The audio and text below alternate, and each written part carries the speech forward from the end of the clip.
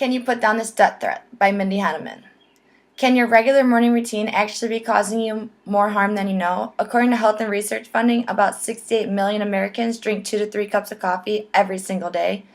Now, what would you think if I say your regular morning cup of coffee could be leading you toward an early death or complicated health conditions? I understand that it seems like the world is doing nothing but speeding up, and caffeine almost is a must in today's society, but there are other ways to boost your mood that have a way better impact on your health and your life than caffeine. Can you consider putting down this death threat and trying something else?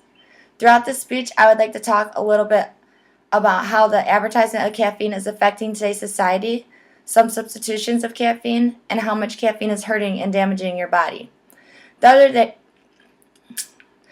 day, I was driving through town and I stopped at a corner gas station. As soon as I walked in, a delicious scent of coffee befriended me, along with a whole section of different types of caffeine drinks and multiple types of caffeinated energy drinks.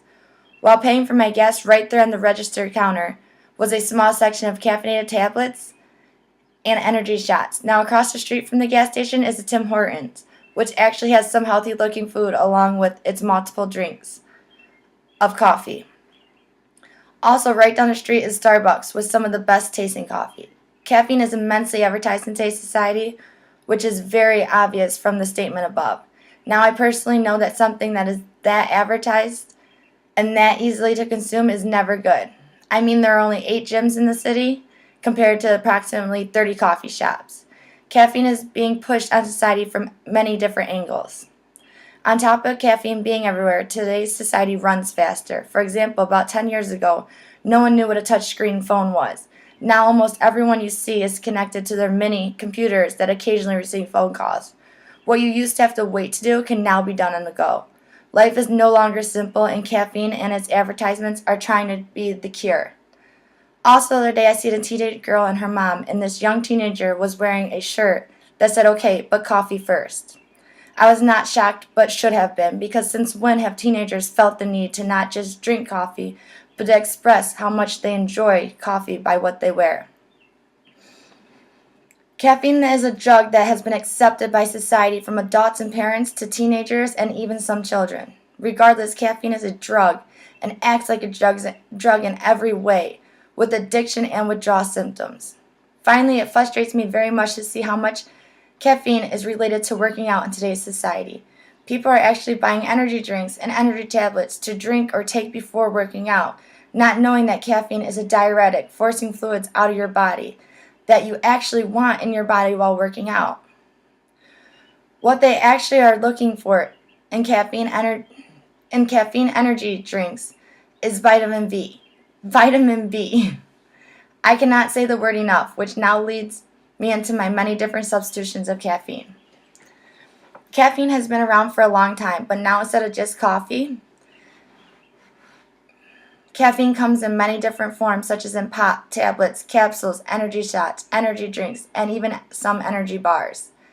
These are everywhere, so caffeine is an easy go-to, but a bad idea.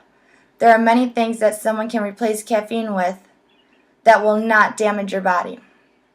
First, I would like to start with an early morning coffee, since most caffeine drinkers use it to start their day. When you first wake up, everything about your body is moving slow. By drinking 1 ice-cold cup of water, kicks your metabolism into hyperspeed because it has to warm the water so it can go into your system, along with taking a B12 complex. B12 is actually found in most energy drinks, which is known for mental clarity and energy-enhancing properties. Additionally, B12 is a vitamin that is not going to hurt your body. Now throughout the day, people lose steam and go for caffeine for an extra boost. But if they look right next to the energy drinks at the stores, there are water filled with vitamins, including B12 and B6. Both of these vitamins play a role in the production and maintenance of the myelin sheath in cells. The myelin sheath helps speed up the transmission of signals in the brain that can help with energy. Vitamin B also helps with red blood cell production, and red blood cells help transfer oxygen throughout the body, which also helps boost energy levels. Also, dehydration can cause fatigue, so water alone can actually help boost people's moods, whereas drinking caffeine, which is a diuretic, that actually is causing dehydration. Finally, replacing your afternoon coffee with a serving of protein can cause the same energy and boosting effect. Protein can boost your mood, increase concentration, and supply and maintain energy. So instead of afternoon coffee, replace it with some nuts or seeds, a bagel, or whole wheat toast.